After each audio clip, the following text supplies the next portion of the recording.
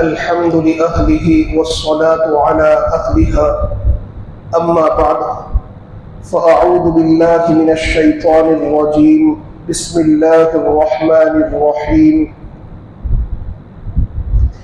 या अय्युहल्लज़ीना आमनू कुलू मिनत तय्यिबाति वअमलू सालिहान सदक़ल्लाहुल अज़ीम। अल्लाहुम्मा सल्लि अला सय्यिदिना व मौलाना मुहम्मद व बारिक वसल्लिम। मुहतरम बुजुर्गों,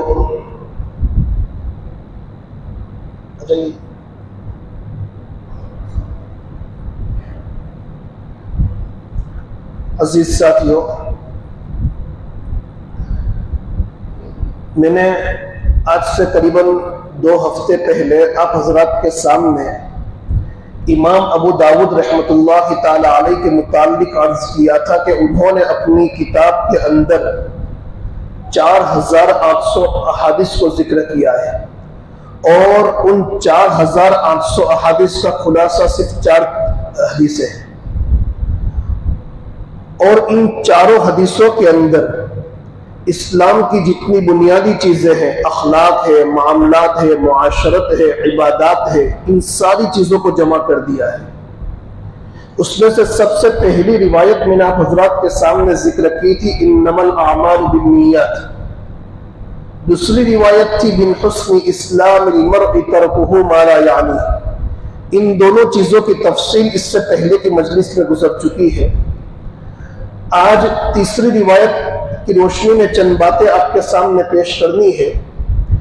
देखिए, तीसरी रिवायत यह है कि इन्नल हलाल बय्यिनुन व इन्नल हराम बय्यिनुन व बैनहुमा उमूर मुश्तबिहात ला यअलमुहुन्न कसीरुम मिनन नास।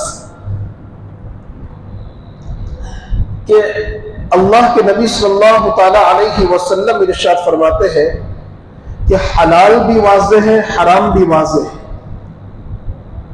जो चीजें अल्लाह के नबी अलैहिस्सलातु वस्सलाम ने हमारी शरीयत में जो चीजें हलाल कर दी गई हैं वो बिल्कुल वाज़ेह है, और जो चीजें शरीयत में नाजाइज हैं वो हराम है, वो भी बिल्कुल वाज़ेह है।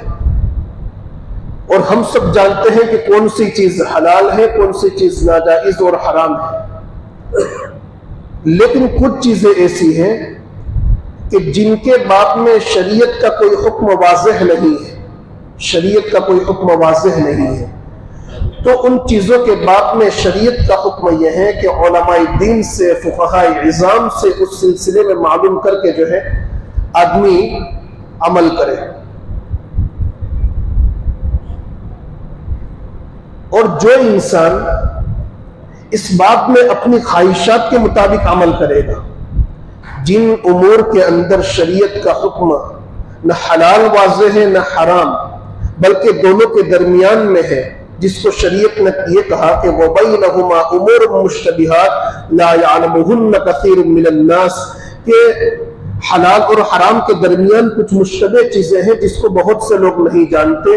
अगर उन उमूर के अंदर, उन मामलात के अंदर अगर इंसान अपनी ख्वाहिशात नफ्सानी के मुताबिक अमल करे तो अंदेशा है कि वह हराम के अंदर गिर जाएगा। इसीलिए जिन चीजों के बाद में शरीयत का हुक्म हमें हतमी तौर पर, यकीनी तौर पर मालूम न हो, तो उन चीजों के अंदर, उन मामलात के अंदर उलमाए दीन से, फुक़हाए इज़ाम से, कि जिनके कुलूब में तक़वा हो, इखलास हो, लिल्लाहियत हो, उनसे राब्ता करना चाहिए। और अगर हम अपनी ख्वाहिशात के मुताबिक अमल करेंगे तो यकीनी तौर पर अंदेशा है कि हम हराम के अंदर गिर जाएंगे। तो अल्लाह के नबी अलैहिस्सलातु वस्सलाम ने हमको बड़ी अहम तालीम दी है। तो इंसान को चाहिए कि उस मौके पर अपने आप को बचावे, और जिसने अपने आप को बचाया फ़क़द इस्तबरअ लिदीनिही व इर्ज़िही, उसने अपने दीन को भी बचा लिया, अपनी इज्जत को भी बचा लिया। मालूम यह होता है कि शरीयत पर अमल करने की सूरत में इंसान का जहां दीन महफूज रहता है, इंसान का अमल महफूज रहता है, इंसान की इज्जतें भी महफूज रहती है। शरीयत पर अमल ये इंसान की इज्जत की हिफाजत का ज़ामिन है। इसीलिए औरतों को हुक्म दिया कि पर्दा करो, मर्दों को हुक्म दिया कि अपनी निगाहें झुकाकर रखो। इससे तुम्हारी हिफाजत होगी, तुम्हारी बहनों और बेटियों की हिफाजत होगी। पर्दे का हुक्म दिया, औरतों की इज्जत की हिफाजत होगी, औरतों के नफ्स की हिफाजत होगी। आप हमारी शरीयत की खूबियों को तो देखिए, हमारी शरीयत हमारे जहन को, हमारे दिलो दिमाग को कितना पाकीज़ा रखने की कोशिश करती है, कितनी उम्दा तालीमात है। हम इस पर अल्लाह का शुक्र अदा करें कि अल्लाह तबारक व तआला ने हमको कितना बेहतरीन और कितना कीमती मजहब अता फरमाया है। ऐसी खुसूसियत कहीं आपको नहीं मिलेगी कि जिसके अंदर बारीक से बारीक चीजें सिखाई गई हो। हमारी इज्जत कैसे महफूज रहे उसका मुकम्मल तरीका, हत्ता कि हमारा दिलो दिमाग, हमारा नफ्स, हमारे बदन का एक एक उज़्व कैसे पाक और साफ रहे, कैसे महफूज रहे, तो उसका तरीका शरीयत के अंदर मौजूद है। अब देखो, मैं आपको कुछ मसाइल के जरिए से जो है वाज़ेह करके बतलाऊं। मिसाल के तौर पर औरतों के लिए हुक्म यह है कि अपने कपड़े लोगों के सामने बालकनी में इस तरह न सुखावे कि आने जाने वालों की निगाहें उस पर पड़े कि उम्दा किस्म के खूबसूरत कपड़े हैं, छोटी साइज के कपड़े हैं, इस तरह के कपड़े हैं। इसलिए कि अगर आने वाला नौजवान वहां से गुजरेगा, उसकी निगाहें उस पर पड़ेगी। अल्लाह न करे उसने उन कपड़ों को देखकर दिमाग में कुछ सोचना शुरू कर दिया तो गोया वो इंसान ज़हनी जिना के अंदर मुब्तला हो जाएगा। जहां कुरान ने यह हुक्म दिया कि जिना हराम है, तो ये भी हुक्म दिया कि जिना के असबाब भी हराम है, और हमें हुक्म दिया वला तक़रबुज़्ज़िना इन्नहु कान फ़ाहिशा। जिना तो दूर की बात, जिना के करीब भी मत जाना, इसलिए कि वो बिल्कुल बेहयाई की चीज है। तो जिना के जितने असबाब हैं ना, उनको भी हराम करा दिया। अब आप अंदाजा लगाइए कि शरीयत ने यहां इंसान के दिमाग को पाक रखने के लिए औरत को हुक्म दिया कि आप ऐसी जगहों पर अपने कपड़े न सुखावे कि जिससे लोगों की निगाहें पड़े, नौजवानों की, और उनके दिलो दिमाग गंदे हो।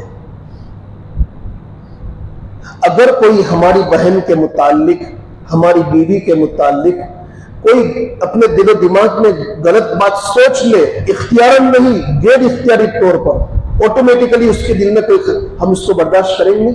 नहीं बर्दाश्त करेंगे, बिल्कुल नहीं बर्दाश्त करेंगे। तो जिस औरत के मुतालिक हमारे दिलो दिमाग में कोई ख्याल आ रहा है, आखिर वो भी तो किसी की बहन है, किसी की बेटी है, किसी की बीवी है, तो वो लोग भी बर्दाश्त नहीं करेंगे। तो शरीयत ने जहां लोगों को तकलीफ से बचाया, लोगों के दिलो दिमाग को गंदगी से महफूज रखने का बेहतरीन इंतजाम किया। ऐसी पाकीज़ा शरीयत अल्लाह ने मुझे और आपको अता फरमाई। हमें हुक्म दिया कि अपनी निगाहों को नीची रखें, कहीं ऐसा ना हो कि बदनिगाही की बुनियाद पर ईमान की लज्जत, इबादत की लज्जत खत्म हो जाए।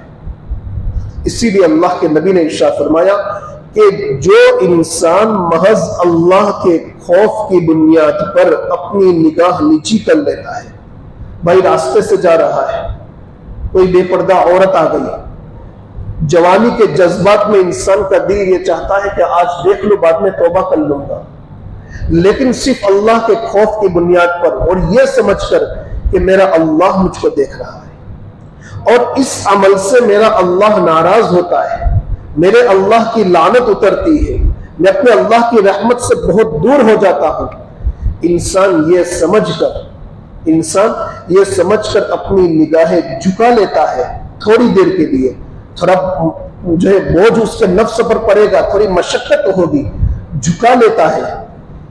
अल्लाह के नबी अलैहिस्सलातु वस्सलाम इरशाद फरमाते हैं कि अल्लाह उसको ईमान की ऐसी हलावत, ऐसी चाशनी अता करेगा कि जिसको वो अपने दिल के अंदर जो है महसूस करेगा, नमाज में मजे आने लगेंगे।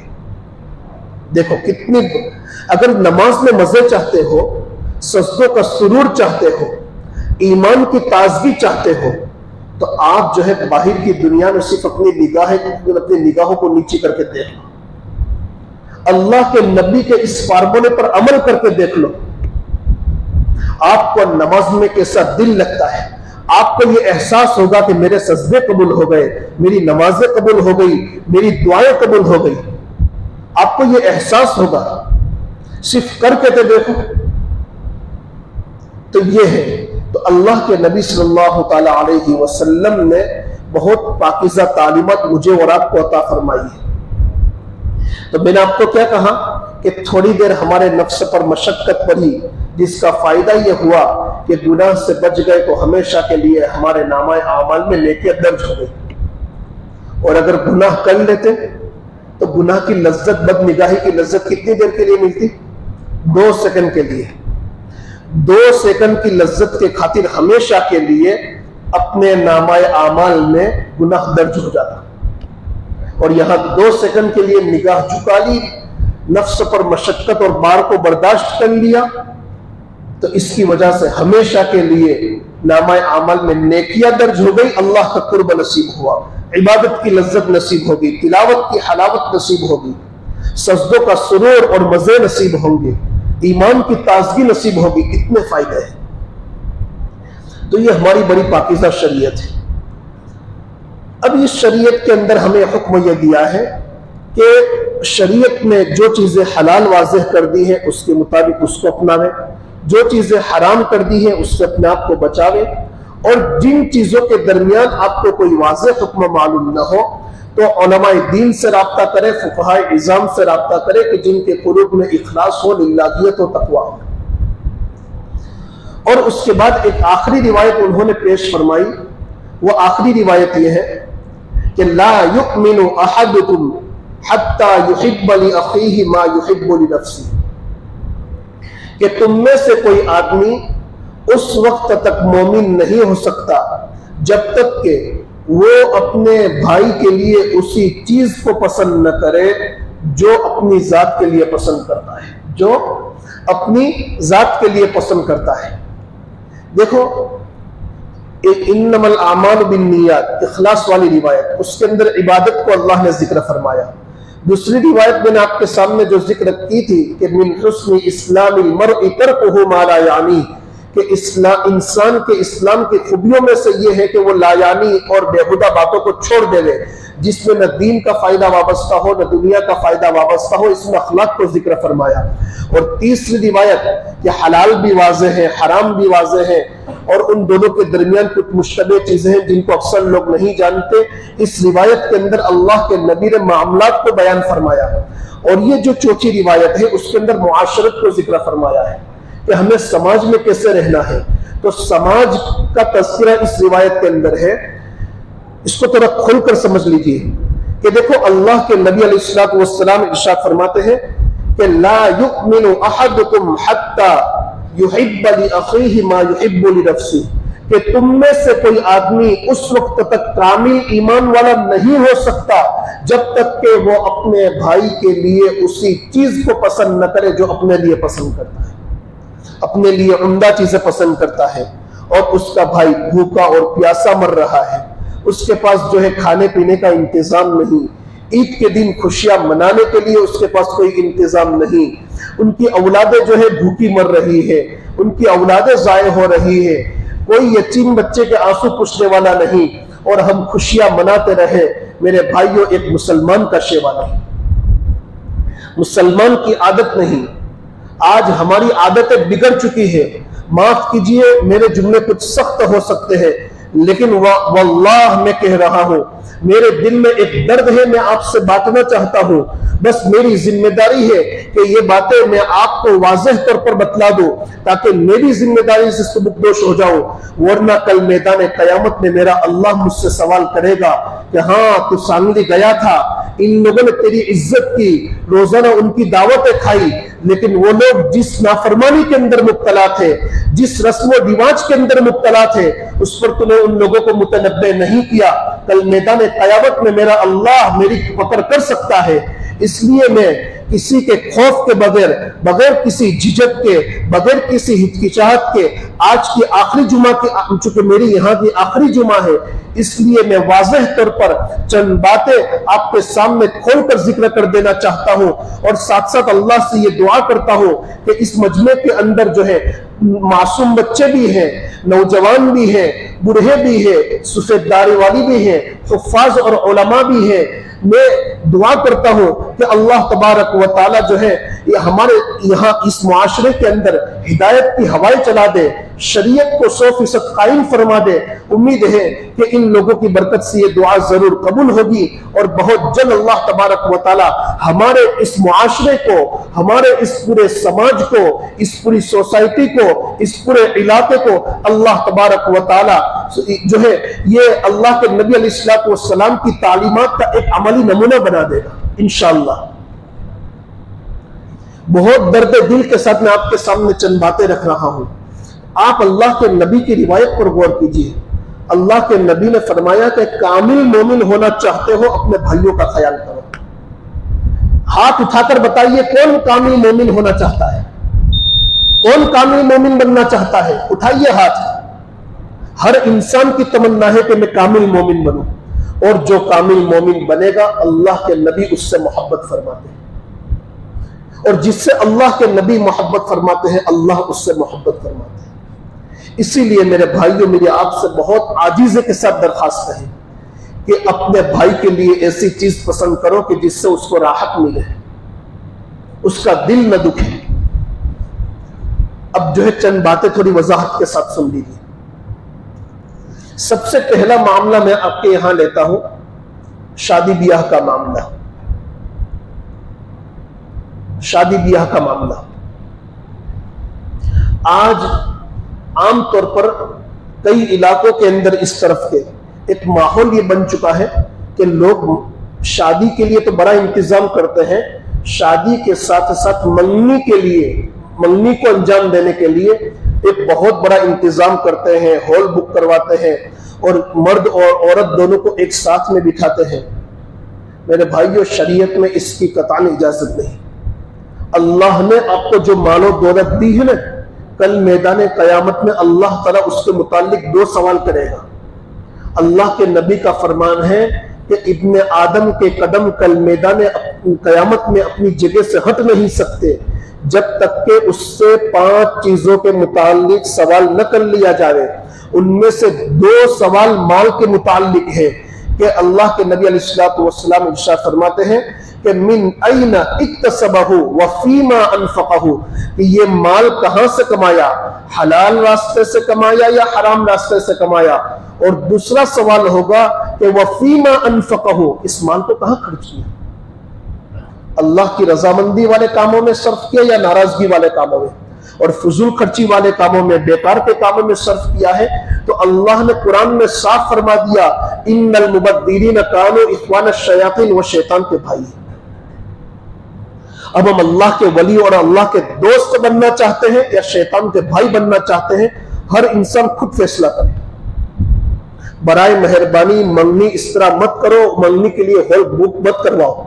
मैं बगैर तमहीद के बिल्कुल वाज़ेह तौर पर कह रहा हूं, अल्लाह का वास्ता देकर कहता हूं, मुसलमानों अल्लाह का वास्ता देकर कहता हूं कि सच्ची पक्की तौबा कर लो और मंगनी के वास्ते हॉल बुक मत करवाओ, बड़ा फंक्शन मत करो, बड़ी दावतें मत करो, और मर्द औरत जिनका आपस में जो है बाद में चलकर निकाह होने वाला है उनको साथ में मत बिठाओ, एक दूसरे के हाथों से अंगूठी मत पहनाओ। यह शरीयत में नाजायज है, हराम है।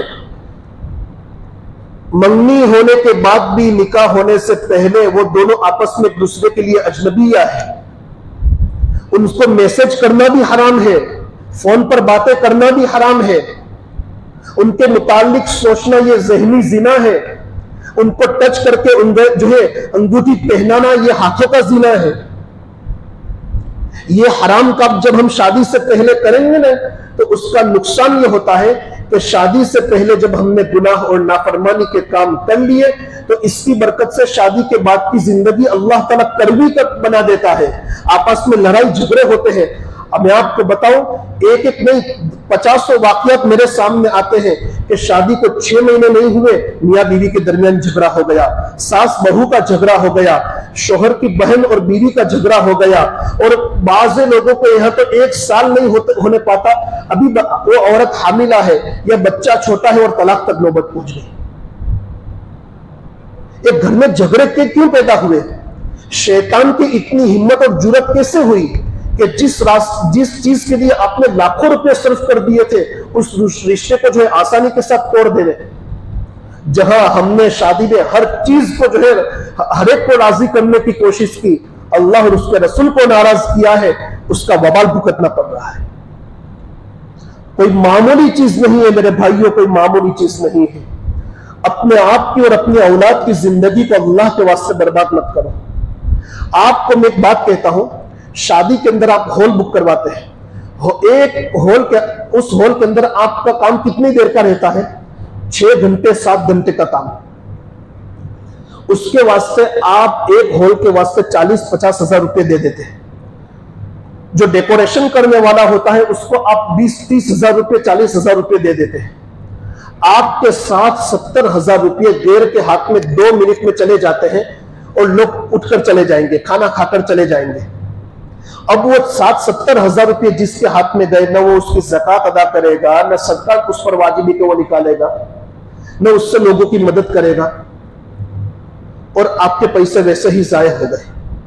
और जुर्म बालाए जुर्म यह है कि लोगों ने आपके जो है ये वहां जो बेपर्दगी हुई, और बेपर्दगी में चूंकि बेपर्दगी का इंतजाम करने वाले जो है ये शादी का इंतजाम करने वाले हैं, बेपर्दगी का जो लोग जरिया बने हैं वो शादी का इंतजाम करने वाले हैं, सारा वबाल उन पर आएगा। इससे बेहतर यह है कि वो हॉल के और डेकोरेशन के 60-70 हजार रुपये बचाकर किसी गरीब की बेटी की शादी कर दी जाती, किसी मोहताज की मदद कर दी जाती, किसी को जोड़ा पहना दिया जाता, और उनकी वजह से आपको जो खुशी मिलेगी आप उसका अंदाजा नहीं लगा सकते। अल्लाह दुनिया भी संवार देगा, आखिरत भी संवार देगा। ये अल्लाह की मखलूक के साथ भलाई का मामला करने पर अल्लाह बहुत देता है। अल्लाह के नबी फरमाते हैं कि अल खल्क़ु अयालुल्लाह, ये मखलूक अल्लाह का परिवार है। फ़अहब्बुल खल्क़ि मन अहसन इला अयालिही, कि अल्लाह को सबसे ज्यादा पसंद वो है कि जो अल्लाह की मखलूक के साथ हुस्न सुलूक का मामला करता है। उस निकाह के अंदर, उस शादी के अंदर कोई गरीब की बच्ची आती है, वो ये देखती है, या कोई गरीब माँ आती है, वो ये देखती है कि काश कि मेरे पास भी पैसे होते तो मैं अपनी बेटी की शादी जो है कर देती। उसके दिल को क्या क्या तकलीफ पहुंचती है जब आपकी शादी की बारात निकल रही होती है, आपके लिए शादी के इंतजामात होते रहे होते हैं, उस मोहल्ले के अंदर गरीब बच्चियां हैं, उनका दिल रोता होगा कि काश कि हमारे पास भी पैसे होते तो हमारी भी शादियां हो जाती। कोई उनको लेने वाला नहीं होता। किसी का दिल दुखाकर हम अपनी खुशियां मनाए, ऐसा मुसलमान कैसे हो सकता है? इसीलिए बराए मेहरबानी मैं आपको बहुत आजीजी के साथ कहता हूं कि लाखों रुपए मत खर्च कीजिए, कर्जा मत कीजिए, उन पैसों को बचाकर अपनी औलाद के लिए दे दीजिए। बहुत मुमकिन है कि कोई आपको यह कहेगा कि भाई लोगों का खाकर बैठे हैं, लोगों के कपड़े लेकर बैठे हैं और खुद की शादी में इस तरह कर रहे हैं। लोग क्या कहे उसकी परवाह मत कीजिए, मेरा अल्लाह मुझको क्या कह रहा है वो देखना है, ये चीज देखनी है। और इतना नहीं, लोगों से ये कहिए कि हाँ आज तक मैं इस गुनाह में मुब्तला रहा, लेकिन जब मैंने बयान सुन लिया और मुझे शरीयत का हुक्म मालूम हो गया कि ये चीज गलत है, इसलिए मैंने तौबा कर ली है। अब मुझे ताना मत दीजिए, बल्कि आप मेरी मदद कीजिए और आप एक समाज में मिसाल कायम कीजिए। क्या मिसाल? कि जो पैसे आप शादी के अंदर 2 लाख रुपए खर्च करने वाले थे, 50 हजार में आप शादी कर लीजिए, जोड़ा भी ले लीजिए, उसको कुछ लोगों को खिला दीजिए, और जो 1.5 लाख रुपया बचा है तो उसके जरिए से आप किसी गरीब की शादी करवाइए। एक मोमिन के लिए जरूरी है कि मैं अपने घर से मस्जिद तक आता हूं, और 1 साल नहीं कई सालों तक अपने जो है घर से मस्जिद तक आता हूं, लेकिन घर से लेकर मस्जिद तक कितने लोग गरीब हैं, कितने लोग यतीम हैं, कितने लोग जरूरत के मुस्तहिक हैं, कितने लोग मिडिल क्लास के हैं या उससे भी लो क्वालिटी के हैं, यानी कमजोर हैं, कम दर्जे के हैं, माली एतबार से उनकी हालत बहुत कमजोर है। तो उनके घरों में कभी अनाज की देखो, समाज का, मुआशरे का कोई आदमी आपको सामने आकर नहीं कहेगा कि मैं जरूरतमंद हूं, चूंकि इज्जत नफ्स है, उसको समाज में, मुआशरे में रहना है, यहां उसके रिश्तेदार है, आदमी कहते हुए शर्म करेगा। लेकिन हम देखें कि हाँ ये मिडिल क्लास का आदमी है या उससे भी कम दर्जे का आदमी है, उसके घर में 3 बच्चियां हैं, 2 बच्चे हैं, उसका कोई इतना बड़ा कोई इंतजाम भी नहीं है, मामूली लारी है, मामूली ठेला है, कोई कमाने का कोई बड़ा आला नहीं है, मजदूर किस्म का आदमी है। लाओ उनके घर में जाकर पूछे, रमजान से पहले 2-2, 3-3 बेटियां हैं, एक बेटी के एक जोड़े का अगर इंतजाम करना हो, आज औरत का एक नॉर्मल जोड़ा 1500 से 2000 के कम का नहीं आता।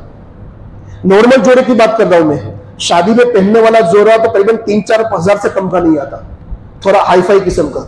लेकिन नॉर्मल जोड़ा आज के जमाने में कम से कम 1500 से 2000 से कम का नहीं आता। जूते 300-400 रुपए से कम के नहीं आते। छोटे बच्चों के कपड़े महंगे हैं।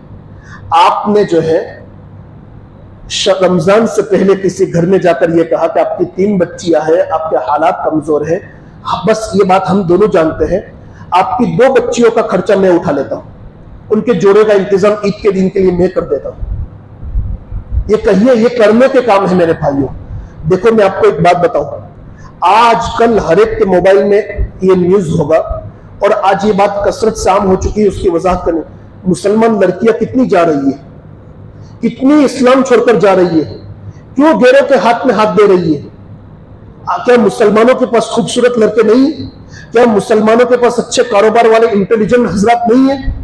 क्या मुसलमानों के पास पढ़े लिखे अफराद नहीं है? अब जरा ये तो सोचिए कि क्यों जा रही है, क्यों जा रही है। देखो एक बात याद रख लो, मैं खुद इस सिलसिले में बड़ा काम अल्लाह के फजल करम से कर चुका हूं, अल्लाह की तौफीक से। जिन जिन लड़कियों को समझाने के लिए जाना हुआ, अक्सर यह सूरत हाल सामने आई कि लड़कियां सामने वाले से मोहब्बत की बुनियाद पर नहीं जा रही, वो इसलिए जा रही है कि उसकी फाइनेंशियल कंडीशन बेइंतहा वीक है। वो लड़की खुद ये कहती है कि मेरे अब्बा की जो है छोटी सी दुकान है, उनका कारोबार नहीं चलता, मेरे घर में 3-3 जो है बच्चियां हैं, मेरी माँ भी कमजोर है, किसी का दवाओं का इंतजाम पूरा नहीं होता, साल में एक मरतब हमको एक अच्छा जोड़ा नया पहनना नसीब नहीं होता, और मुसलमानों के पैसे शादियों में बेतहाशा खर्च हो रहे हैं, लाखों रुपए मुसलमानों के जाये हो रहे हैं, और उसी मोहल्ले की बच्चियां गरीब और भूखी मर रही है, जिनके पास कपड़े का इंतजाम नहीं है साल भर के। तो मुसलमानों के पैसे जाये हो रहे हैं, ये गैर के लोग हमें सिर्फ एक दिन उनके साथ घूमने की बुनियाद पर हमें कई हजार रुपये देते हैं, इसलिए वो जाते हैं, और उन पैसों के जरिए से वो अपने घर वालों की जरूरतों को पूरा करते हैं। काश कि हमने अपने पैसों की हिफाजत की होती, अपनी ज़कात भी हम सही जगह पर नहीं लगाते, बस जो भी आया बस दे दिया। नहीं, इंक्वायरी कीजिए, कल मैदान क़यामत में अल्लाह पूछेगा, जो मुस्तहिकीन है उनको दीजिए। शरीयत ने हुक्म दिया कि अपने रिश्तेदार में गौर कीजिए, भाई बहनों से लेकर दूर दूर तक के रिश्तेदारों के मुतालिक सोचिए कि उसकी फाइनेंशियल कंडीशन कैसी है, उसकी कैसी है, उसकी कैसी है, हर एक की माली हालत को सोचिए, और फिर उसके मुताबिक चाहे आपके रिश्तेदार दूसरी जगह पर रहते हैं, आप पहुंचाइए। इसमें 2 सवाब, ज़कात की अदायगी का भी सवाब, सिला रहमी का भी सवाब। और अगर आपने अपनी ज़कातें बाहर दी और यहां के लोग भूखे और प्यासे मरते रहे, या बस्ती का कोई आदमी एक रात जो है भूखा सोया या टेंशन के अंदर सोया, तो याद रख लेना अल्लाह तबारक व तआला कल मैदान क़यामत में पूछेगा कि तेरे मोहल्ले का एक आदमी दवाओं के खर्च की बुनियाद पर रात में टेंशन में सोया था, मेरा एक बंदा जो है रात में टेंशन में और फिक्र के अंदर सोया था, और तो शादियों में इतना खर्च कर रहा था, अय्याशिया कर रहा था, रास्तों पर पैसे उड़ा रहा था, तुझे कोई जो, और तू ज़कातें अपनी बाहर दे रहा था, क्या तुझे मेरे बंदे पर रहम नहीं आया? अगर हर आदमी अपने मोहल्ले में, पड़ोसियों में, रिश्तेदारों में थोड़ा गौर और फिक्र करे और बहुत दिमाग लगावे, तो याद रख लीजिए 1 साल के अंदर पूरे समाज के अंदर कोई गरीब बाकी नहीं रहेगा, और पूरी रौनक बदल जाएगी। तो जो बच्चियां भागकर जा रही है ना, गैरों के हाथ में हाथ दे रही है ना, उसमें उन बच्चियों का तो बहुत बाद में कसूर है, उनके माँ बाप का तो बहुत बाद में कसूर है। पहले सबसे बड़ा कसूर और सबसे बड़ा जुर्म उन लोगों का है जो मंगनी के अंदर, शादियों के अंदर लाखों रुपए पानी की तरह बहा देते हैं, और कल मैदान क़यामत में अल्लाह ताला उनकी ऐसी पूछ करेगा कि वो अंदाजा नहीं लगा सकते। आप ये बताइए कि अल्लाह ताला चावल के एक दाने का, गेहूं के एक दाने का हिसाब लेने पर आ जावे, मेरे और आपके अंदर देने की ताकत है? इन पैसों को हमने बिल्कुल बेकार की तरह जो बहाए हैं, बताओ किसके अंदर ताकत है कि कल मैदान क़यामत में उसके अल्लाह के सामने उसका हिसाब दे सके। जो अल्लाह के सामने हिसाब देने की ताकत रखता है वो अपने बेटे और बेटी की शादी में बेतहाशा खर्च करे। मेरे भाइयों, मेरे मुसलमानों, मैं आपको हाथ जोड़कर कहता हूं, इस समाज से मुझे हमदर्दी है। मैं अपने दर्द दिल का इजहार कर रहा हूं कि अल्लाह के वास्ते अपनी शादियों के अंदर और अपनी मंगनियों के अंदर खर्च करना बंद करो और लोगों के दरमियान एक मिसाल कायम करो कि हमने वो पैसे बचाकर मोहल्ले की गरीब लड़कियों की शादी की। और ये बात लोगों को बतलाओ ताकि एक को देखकर दूसरा अमल करे, तीसरा अमल करे। याद रख लो, जो मुआशरे के अंदर अच्छी सुन्नत, अच्छी आदत जारी करता है, आप तो कब्र में चले जाएंगे, जितने लोग उस पर अमल करेंगे उसका अजर सवाब आपको मिलेगा। लेकिन अगर आपने इस रस्म रिवाज को खत्म नहीं किया, आपने किया, आपके पीछे आपकी औलाद ने किया, आपको देखकर आपके दूसरे रिश्तेदारों ने किया, तो जिसने गलत रिवाज कायम किया है तो आप तो कब्र में चले जाएंगे, लेकिन आपका गलत रिवाज चल रहा है, सारे लोगों का बवाल कब्र में भुगतना पड़ेगा। ये कोई मामूली काम नहीं है। बहुत से लोगों की शादियां हो गई, खाके चले गए, इसको क्या मिला? क्या मिला?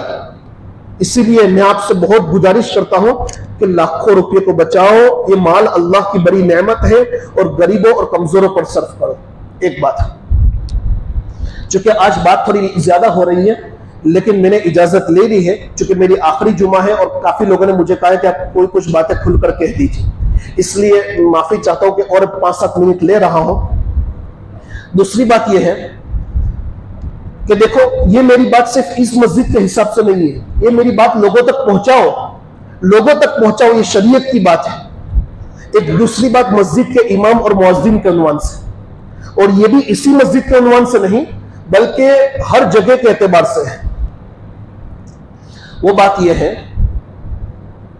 कि देखो, आजकल हमारी पोजीशन क्या हो चुकी है कि मस्जिद में आ गए, किसी जगह कोई तिनका देखा, किसी जगह कोई कचरा देखा, तो हम मुअज्जिन को कहते हैं कि मुअज्जिन साहब यह तिनका पड़ा हुआ है, यह कचरा पड़ा हुआ है। अरे भाई, मस्जिद के अंदर अगर हम साल में 1000-2000 रुपये चंदा देते हैं तो उसका मतलब यह है कि हम इस तरीके से कहेंगे? आपने तो अल्लाह के वास्ते दिया था। देखो, एक बात याद रख लो, मस्जिद के अंदर किसी जगह कचरा पड़ा हुआ है, मुअज्जिन को मत कहो खुद उठा लो। मस्जिद को साफ करना, मस्जिद के अंदर से कचरा उठाने की तौफीक हो जाना, यह भी अल्लाह की नेमत है कि आपको अल्लाह के घर में से कचरा उठाने की तौफीक हो गई। अरे बात समझ में आ रही है? ये आपका बहुत खूबसूरत वक्त है, आपकी बहुत खूबसूरत ताकत है कि जो अल्लाह के घर की साफ सफाई के अंदर इस्तेमाल हो। अल्लाह के नबी ऐसे लोगों को बहुत पसंद फरमाते थे। ये अपने लिए फख्र की चीज समझो कि हाँ, मुझे मालिकों के मालिक, बादशाह के घर को साफ करने का मौका मिला। ये एक नेमत समझो। एक बात। दूसरी बात है कि अपने दिल के अंदर इमाम और मुअज्जिन की कदर पैदा करो, उनकी कदर दिल के अंदर पैदा करो, इसलिए कि उनका मकाम तो अल्लाह के वहां वो है कि जो पूरे शहर के अंदर या पूरे मुल्क के अंदर किसी मिनिस्टर का और किसी प्राइम मिनिस्टर का, किसी बादशाह का भी मकाम नहीं है। वो मकाम इन लोगों का है। मैं बहुत आम बात कह रहा हूं, ये बात हर जगह तक पहुंचाओ। हर जगह पर यह हाल है कि मुअज्जिन और इमाम के साथ बदसलूकी का मामला किया जाता है, उनको हकीर और जलील समझा जाता है। हमने मस्जिद के अंदर 2-3 हजार रुपये चंदा दे दिया तो उसका यह मतलब नहीं कि उस मस्जिद के मालिक हो गए। और एक बात याद रख लीजिए कि अगर, और देखो मैं खुलकर बात कर रहा हूं कि हम अपने घर में कभी कोई अच्छी चीज पकावे ना, तो हम जैसे अपने दोस्त अहबाब को अच्छी चीज भेजते हैं ना, मस्जिद के इमाम और मुअज्जिन को भी भेज दीजिए। कभी अच्छा खाना बनाकर जो है उनको भेज दीजिए कि उम्दा किस्म का खाना बनाया, और ये मुअज्जिन, देखो आपका खाना मुअज्जिन खाएंगे, आपका खाना इमाम खाएंगे, और खाने के बाद उनके बदन के अंदर जो ताकत और कुव्वत पैदा होगी, क्या वो उसके जरिए से गुनाह के काम करेंगे? मस्जिद की साफ सफाई करेंगे। आपकी दी हुई गिज़ा जब उनके पेट में गई, उनकी भूख दूर हो गई, उनके बदन में कुव्वत पैदा हुई, और उसके जरिए से मस्जिद की साफ सफाई कर रहे हैं, तो इसका अजर सवाब तो आपके नामा अमल में भी लिखा जाएगा। आपकी घरवाली ने खाना बनाया, उसके नामा अमल में भी लिखा जाएगा। काम एक आदमी कर रहा है, अजर और सवाब कितने लोगों को मिल रहा है। और शादी ब्याह में आप दूसरों को जो जोड़ा पहनाते हैं, दूसरों को कपड़े देते हैं, वो उन कपड़ों को पहनकर बदनिगाही भी करते हैं, गुनाह के बाजार भी करते हैं, महरम नामहरम औरतों से मिलते भी हैं। और यहां आपके दिए हुए जोड़े पहनकर, आपका दिया हुआ खाना खिलाकर, उनके जरिए से वो मस्जिद की खिदमत कर रहे हैं, कितने अजर और सवाब का काम है।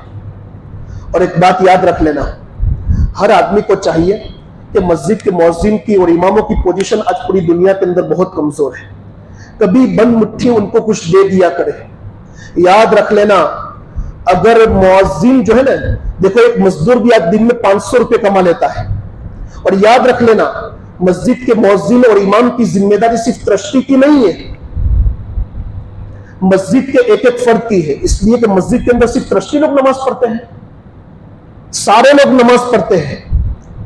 मस्जिद के अंदर आने के बाद वुजू खाना, टॉयलेट, पेशाब और मस्जिद के पंखे, मस्जिद का पानी, मस्जिद का कूलर सिर्फ ट्रस्टी लोग इस्तेमाल करते हैं कि हर इंसान इस्तेमाल करता है? जब हर एक इस्तेमाल करता है तो बस्ती का एक एक फर्द उसका जिम्मेदार है। इसीलिए जिस दिन रात में मुअज्जिन कभी भूखा सोया या कभी उसको ये टेंशन और ये फिक्र उसको सता गई कि मेरी बीवी बीमार है, उसका ऑपरेशन है, या उसको दवाओं के लिए ले जाना है, मेरे पास पैसे कम है, इस फिक्र के अंदर, इस टेंशन के अंदर सो गया, तो सिर्फ मस्जिद के ट्रस्टी नहीं, मस्जिद बस्ती का एक एक फर्द जो है जिम्मेदार होगा। बस्ती के एक एक फर्द से अल्लाह ताला पूछेगा कि ये मस्जिद का मुअज्जिन, ये मस्जिद का खादिम जो तुम्हारे लिए टॉयलेट साफ करता है, जो तुम्हारे लिए जहां तुम वुजू करके थूकते हो, कुल्ली करते हो, पान और मावा खाकर थूकते हो जहां नहीं थूकना चाहिए, मस्जिद के टॉयलेट को अपने घरों को इस तरह गंदा करते हो, वो कितने लोग ऐसे हैं कि जो थूक कर चले जाते हैं। अरे भाई, अल्लाह का घर है, उसको पाक और साफ रखिए। क्या अपने घर में इस तरीके से थूक कर जाते हो? अपने घर के टॉयलेट में इस तरह थूक कर जाते हो? कई लोगों को आप उसकी दीवार देख लीजिए, ये मुसलमानों की मस्जिद की ये पोजीशन, क्यों हमें लाज नहीं आती? ये अल्लाह के घर को हम गंदा करें, ये हमारी ईमानी गैरत के खिलाफ है। अगर कोई हमारी मस्जिद पर पत्थर फेंकता है तो हमारा खून खोल उठता है, और हम खुद अपनी मस्जिद की बेहुरमती करते हैं, हमें उस पर पेशानी पर बल तक नहीं आता। बहुत गलत चीज है। तो जो मुअज्जिन हमारे लिए टॉयलेट साफ करे, और जो वुजू खाना जिसमें हम थूकते हैं वो साफ करे, ये बाहर का हिस्सा साफ करे जहां से हम चलकर आते हैं, ये किसके लिए कर रहा है? एक एक फर्द के लिए कर रहा है। तो जो मुअज्जिन कम तनख्वाह के अंदर इतना सब कुछ हमारे लिए कर रहा है, एक रात के अंदर वो किसी टेंशन और फिक्र में सोया रहा, भूखा सोया रहा, प्यासा सोया रहा, या उसको अपनी घरेलू कोई फिक्र सताई, तो बस्ती के एक एक फर्द से अल्लाह ताला पूछेगा कि जो मुअज्जिन तुम्हारे थके हुए को साफ करता था, तुम्हारे टॉयलेट को साफ करता था, तुम्हारे पांव में कचरा न लगे इसलिए पूरा धोता था, और तुम्हारे लिए मस्जिद की साफ सफाई करता था, और तुम जो है उम्दा किस्म का खाना खाकर जो है आराम से पड़े हुए हो, और वो बेचारा टेंशन के अंदर है, अल्लाह ताला इसके मुतालिक पूछेगा मेरे भाइयों। इसीलिए मैं आपसे कहता हूं कि हर महीने या कभी कभी किसी को पता ना चले, मैं सिर्फ इस मस्जिद के मुतालिक नहीं कह रहा हूं, हर एक के मुतालिक कह रहा हूं, ये बात मेरी हर जगह पहुंच रही है। तो कभी कभी जो है ना, बंद मुट्ठी किसी को पता ना चले, मुअज्जिन के हाथ में, इमाम के हाथ में कभी 100 रुपये, 50 रुपये, 200 रुपये रख दीजिए, और फिर उसके बाद अपने दिल का सुकून देखिए अल्लाह ताला आपके लिए कैसे रास्ते खोलता है। आपने किसी को आपने 200 रुपये दे दिए, अल्लाह के एक बंदे की मदद की है, और भी कौन से? जो मस्जिद के इमाम और मुअज्जिन है, मस्जिद के खादिम है, उनकी मदद की है। इसकी बरकत से अल्लाह तबारक व तआला आपके घरों में ऐसी बरकतें पैदा करेगा, और अल्लाह ताला आपको शर और बुराई से इस तरह महफूज रखेगा कि आप तसव्वुर नहीं कर सकते, आप तसव्वुर नहीं कर सकते। इसीलिए इसका खूब एहतमाम करें, और मस्जिद के लिए बार बार चंदों का ऐलान न करना पड़े। एक मुसलमान है, हमारी मस्जिद है, तो हर इंसान मस्जिद के तकाज़ों को पूरा करने के वास्ते बस्ती का एक एक फर्द जिम्मेदार है। खुद अपनी जो है गाड़ी कमाई जो है लगावे। मस्जिद के अंदर आपका पैसा एक मर्तबा लग गया ना, तो समझ लीजिए कि मस्जिद तो हमेशा बाकी रहेगी। ये जब आंखें हमेशा के लिए बंद हो जाएगी, उस वक्त मस्जिद में दिए हुए 500, 1000, 2000 हमें काम देंगे। और अल्लाह के इन बंदों पर सर्फ किया हुआ पैसा काम देगा। इसी तरीके से मुअज्जिन को कभी जोड़ा जो है दे दीजिए, सिला कर दे दीजिए। इसी तरीके से वो अपने घरों पर जावे तो उनसे कहिए कि भाई आप अपने लिए जो है आप अपने पैसे अपने पास महफूज रखें, उसको आप अपनी जरूरतों में इस्तेमाल करें। आपकी कितनी बेटियां हैं? हर बेटी के लिए हम आप एक एक जोड़ा देते हैं, या आपकी बीवी के लिए एक जोड़ा देते हैं, उनके लिए चप्पल दे देते हैं। और इतना नहीं, 5-7 आदमी का एक ग्रुप बन जाए दोस्त अहबाब का, और आपस में तय कर ले कि चलो हम साल में एक मरतबा इमाम साहब को और मुअज्जिन को उनके पूरे घर वालों को एक एक जोड़ा देंगे। लेकिन ये हम आपस के प्लान बना रहे, सिर्फ मावा खाना, गुटखा खाना, बाहर की अगर खा रहे तो बीड़ी सिगरेट वगैरह इन सारी चीजों को पी रहे तो एक का कम कर दे रहे। लेकिन मेरे भाइयों, अगर आपका पैसा, मुसलमानों का पैसा सही जगह पर लगेगा ना तो बहुत फायदा होगा। तो आप ये बताइए, इस मस्जिद के अंदर बैठ करके कौन अमल करेगा? पहले तो ये बताइए कि क्या ये बातें गलत है? ये बातें गलत है तो बताइए हाथ ऊंचा करके कि कौन अमल करेगा? देखो, मैंने एक बुजुर्ग से सुना था, एक बात कहकर मैं अपनी बात को कहूं। मैंने एक बुजुर्ग से ये बात सुनी थी कि शर्म आती है कि मस्जिद के अंदर डब्बे घुमाने पड़ते हैं। क्यों डब्बे घुमाने पड़ते हैं? कि फिर लोग मस्जिद के लिए नहीं देंगे तो मस्जिद का लाइट बिल कैसे भरेंगे? मस्जिद की जरूरत कैसे पूरी होगी? मस्जिद के पानी की जरूरत कैसे पूरी होगी? अपनी जरूरत के लिए जो बड़े मालदार है, बड़े अच्छे कारोबार है, बड़े अच्छे बिजनेसमैन है, महीने के 70-80 हजार रुपए कमा लेते हैं, उनके लिए डब्बे घुमाने पड़े। ये डब्बे किसके लिए घुमा रहे? मस्जिद के लिए नहीं, हमारे लिए घुमा रहे हैं। अगर मस्जिद को ताला लग जाए तो फिर डब्बों की जरूरत ही नहीं, ना मस्जिद में पंखों की जरूरत है, ना मस्जिद में पानी की जरूरत है। मस्जिद में लाइट का इंतजाम हो, इमाम और मुअज्जिन का इंतजाम हो, पानी का इंतजाम हो, हमारी जरूरतें पूरी हो, तो उसके लिए डब्बे घुमाते हैं। तो हर एक के अच्छे बिजनेस है, हर एक की अच्छी दुकानें हैं, अच्छे कारोबार है, अच्छी मुलाजमतें हैं। एक आदमी 40-50 हजार रुपये कमा, तो हमारे लिए डब्बे घुमाए जाए और इसमें खर खर हर नमाज के बाद जो है सिक्के डाले जाए। एक शान तो ये होनी चाहिए थी कि हम मस्जिद में इतना दिल खोल कर दे रहे कि डब्बे घुमाने की जरूरत न पड़े, बल्कि लोगों को कहना पड़े कि आप मत दो, बहुत ज्यादा है।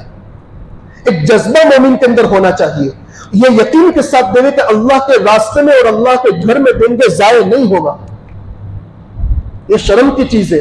आप देख लीजिए, ये गुरुद्वारा में और बहुत सी जगहों पर चले जाइए, लोग इतना दे रहे, इतनी अकीदत है उन लोगों को कि लोग इतना भर भर कर देते हैं कि खुद किराए के घर में रहते हैं और अपना मकान बेचकर मस्जिद में देते हैं। और हमारे मुसलमानों की पोजीशन ये है कि नमाज के बाद खर खर, अरे भाई डालना हो तो ऐसी चीज डालो जिसका आवाज ना आवे।